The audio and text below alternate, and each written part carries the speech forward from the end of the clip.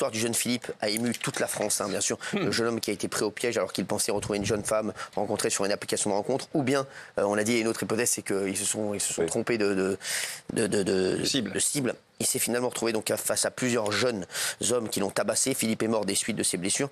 Et le boxeur Raphaël Tronchet vient de la ville de Grande-Synthe, là où s'est déroulé le drame. Et il a rédigé un post Facebook, Raphaël. Il a dit « Message urgent, je viens d'apprendre qu'il y a à Grande-Synthe des agressions à répétition. Une des personnes agressées serait morte aujourd'hui des suites de ses blessures.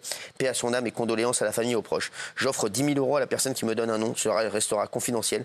Je ne vais pas attendre que cela arrive à ma mère ou à un proche. Partagez s'il vous plaît, la vie n'a pas de prix. » Qu'est-ce que vous en pensez de ce message de Raphaël Tronchet, qui est un boxeur en plus que j'adore, Raphaël. Voilà, c'est un super boxeur, hein, Raphaël. Qu'est-ce que vous en pensez, Gilles? Alors pour une fois, je vais être modéré. Ouais. On peut pas faire un poste comme ça. On peut pas appeler à donnez-moi le nom, je vous offre 10 000 €. Sous-entendu, je vais aller faire justice au nom de tout le monde. Mais vu la barbarie de ce qui s'est passé, vu son implication dans la vie locale, sa maman vit encore à la Grande-Synthe. Et comme vous le dites, Cyril, c'est un boxeur exemplaire qui a été champion de France, qui a changé de discipline, qui est très impliqué à Grande-Synthe et autour. Je ne suis pas vindicatif. Voilà, je trouve qu'il a eu tort. Mais voilà, je suis très mesuré sur le sujet. Je suis comme vous, moi. Voilà. Oui, parce que oui, alors il y a Benaïm qui va nous dire dans un instant. Oui, non, mais c'est bon. Vous allez avoir la parole, Benaïm, dans un instant. C'est devenu insupportable. 2 minutes. On va vous donner la parole, Valérie Benaïm. Juste, il faut toujours se mettre à la place des gens. Voilà, je vous dis, c'est toujours ça. Il a traversé des moments difficiles. Là, je te trouve très mesuré. Voilà. Et je trouve que la mesure te va bien. Voilà, ma chérie. Non, mais c'est vrai. Oui. Non, je pense que c'est un homme qui écrit sous la colère, c'est un homme qui a peur pour ses proches. Et il faut bien rappeler qu'il n'aurait jamais écrit ça si cette terrible injustice ne s'était pas produite. Et si la justice sur ce genre d'affaires faisait mieux son travail, si on interpellait directement les personnes, il n'en arriverait pas à écrire ça. La police, elle fait bien. Elle interpelle très souvent les personnes. La police, elle n'a rien à voir là-dedans. Moi, je suis sûr que la police, ils ont déjà interpellé 2. On va avoir le 3e dans les. Ils ont vite agi, ce week-end, c'est réglé. C'est la justice. Mais je comprends qu'il écrive ça parce qu'il a peur. Non, mais tu ne peux pas dire la police, ne peut pas les attraper. Je veux dire, tous les mecs qui sont attrapés, c'est à chaque fois. Et tu peux pas aussi mettre une cible sur tout le monde. Non, mais je te dis, la police, elle fait extrêmement bien son travail. Je suis désolé, les mecs. Ils sont débordés. Ils ont des moyens qui sont très compliqués.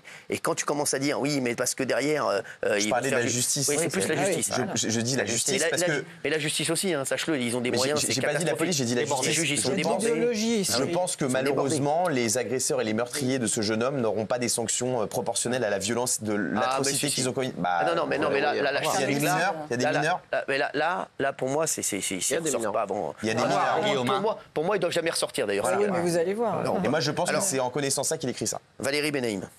Non, mais je partage ce que dit Gilles. Simplement, on ne peut pas cautionner, c'est impossible. Mais c'est ce qu'a dit Gilles. Effectivement, il y a un drame absolu.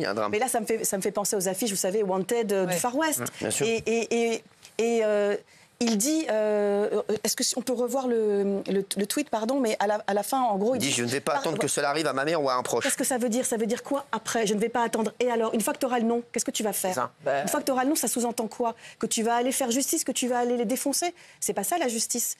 Alors, c'est peut-être pas ça qu'il voulait dire. Peut-être qu'il voulait dire... Donnez-moi 10 000 € pour faire quoi? Pour les trouver, et quoi? Et quoi après? C'est le quoi après qui m'interroge et qui me pose peut-être qu'il va le référer à la police. Oui, les retrouver, on ne sait pas. Il n'y a pas non plus après une idée de vengeance absolue. C'est pour ça que moi, honnêtement, je comprends sa colère. Il a traversé des moments difficiles. Moi, je comprends sa colère. C'est quelqu'un qui a une période de dépression, une famille nombreuse. C'est compliqué. Et là, il y a sa mère, il a peur. Voilà. J'entends bien, Gilles, mais ne jouons pas les naïfs. On comprend entre les lignes ce qu'il veut dire. Oui, mais là, avec vous, Valérie Benaïm, je vous dis la vérité. C'est le problème que j'ai avec vous très souvent dans cette émission. C'est que les délinquants se retrouvent victimes. Non. Puisque vous parlez des délinquants comme des victimes. Maintenant, ça y est, à quel moment, dans ce que je viens de dire, j'ai dit que les délinquants étaient des victimes?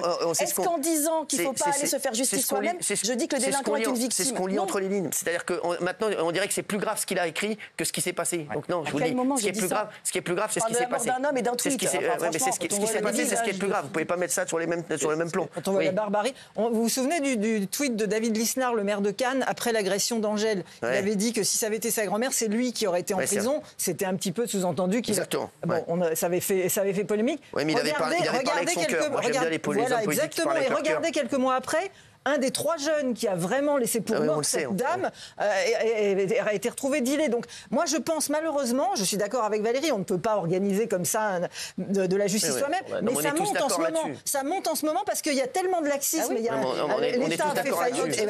Jean-Michel. Oui, moi, j'avoue que j'ai pas trop envie de m'exprimer parce que j'ai vu la photo du jeune Philippe tabassé. Catastrophique. Et du coup, j'ai eu envie à la fois de pleurer, de vomir, tellement la photo est terrible. Mais vraiment horrible pour ses proches. Et je vais vous dire, je pense que Raphaël Troncher, il a vu la même photo que nous.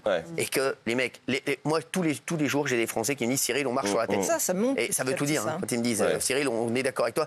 Et c'est vrai qu'il ne faut pas se faire justice soi-même, surtout pas, parce que ça va retomber dessus. Mais Jean-Michel, je comprends ce que tu dis. Tu dis, il a parlé, et il s'est dit, c'est comme. Voilà, c'est que. On est obligé de réagir quand on voit cette photo. J'espère franchement que ses proches, sa famille n'a pas vu la photo, parce que c'est un truc qui va vite et déjà traumatisé par la mort d'un enfant, mais quand on voit la tête qu'il a, la façon dont il a été massacré, ils ont voulu franchement, je comprends toutes les colères après, même si rien ne justifie évidemment de se faire justice, mais je comprends qu'on puisse s'exprimer sous le coup de la colère.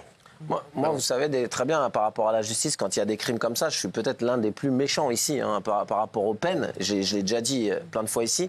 Là, maintenant, ce qu'il faut dire, Guillaume l'a dit, c'est que la justice doit se mettre au diapason de la police. La police, ils les ont attrapés tout de suite. Il y en a 2. Le troisième va arriver bientôt. Donc la police a fait son travail. Maintenant, c'est à la justice de faire son travail. Pour le boxeur, quand on lit entre les lignes, donnez-moi les noms. Mais comme Valérie, pourquoi faire après? Si maintenant, on lui donne un faux nom, il va aller taper un gars qui n'a rien à voir dans l'histoire ou il va aller se venger sur quelqu'un qui n'a rien à voir dans l'histoire juste pour prendre 10 000 euros. Parce qu'il y a plein de gens pour prendre 10 000 euros qui sont capables de donner un faux nom. Donc les policiers ont fait ce qu'il fallait faire. Maintenant, c'est à la justice derrière. Et plein d'autres choses derrière. Toutes les histoires de mineurs qu'on a, à un moment donné, il faut arrêter aussi de dire la justice, les histoires de mineurs, c'est les parents aussi. Il va falloir vraiment s'attaquer. Cette semaine, on l'a dit, mais vraiment, il va falloir s'attaquer aux parents. Parce que 14 ans, tu peux pas. 14 ans, 15 ans, capable de faire ça avec les photos que tu as vues. Ça, c'est plus la justice, c'est plus la police, c'est les parents. Comment, à 14 ans, tu as mis autant de haine dans ton fils, en fait? C'est ça la question. Oui. Moi, je dis faire justice soi-même, jamais. En revanche, quand je vois son tweet qui a été écrit sous la colère, je me dis, on voit tellement de déversoirs sur les réseaux sociaux. Non, mais je me dis, il prend, entre guillemets, cher pour une émotion. Je suis d'accord. Je suis d'accord avec vous. Vous voyez ce que je veux dire? Bien pire sur on en fait des caisses, c'est juste une réaction.